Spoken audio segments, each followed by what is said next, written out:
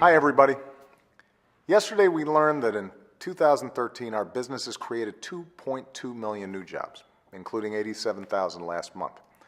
Our unemployment rate is the lowest it has been since October 2008. And across our broader economy, there are signs of progress. Our manufacturing and housing sectors are rebounding. Our energy, technology, and auto sectors are booming. Thanks in part to the reforms in the Affordable Care Act, health care costs now eat up less of our economy. Over the past 4 years, costs have grown at the slowest rate on record. And since I took office, we've cut our deficits by more than half. Thanks to the hard work and sacrifice of the American people, our economy is growing stronger.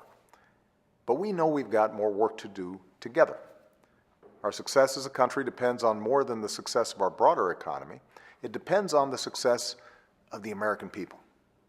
It depends on your ability to make ends meet, provide for your family, and with a little hard work, feel like you can get ahead. So we've got to keep our economy growing and make sure more Americans have the opportunity to share in that growth.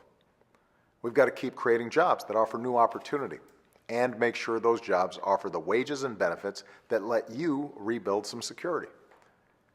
We've got more kids to educate and families to get covered with health insurance and an immigration system to fix.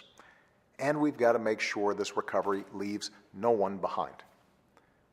So this will be a year of action.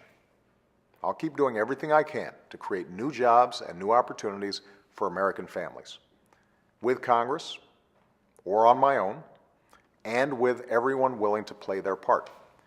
And that action should begin by extending unemployment insurance for Americans who were laid off in the recession through no fault of their own. This vital economic lifeline helps people support their families while they look for a new job. And it demands responsibility in return by requiring that they prove they're actively looking for work. But before the holidays, Republicans in Congress just let that lifeline expire for 1.3 million Americans. And if this doesn't get fixed, it'll actually hurt about 14 million Americans over the course of this year.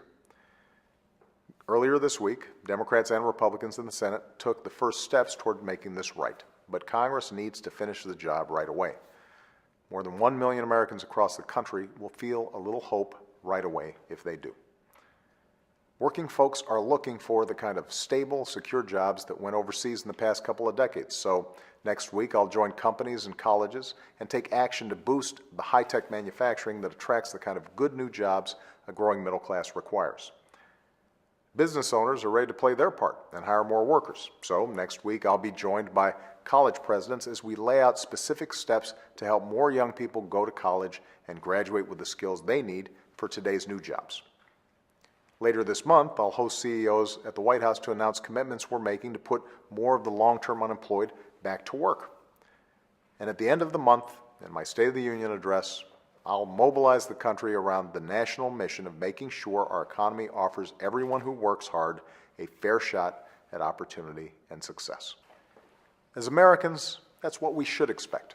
And after everything you've done to recover and rebuild from the crisis this past 5 years, after all your hard work and sacrifice, that's what you deserve. Thanks. Have a great weekend.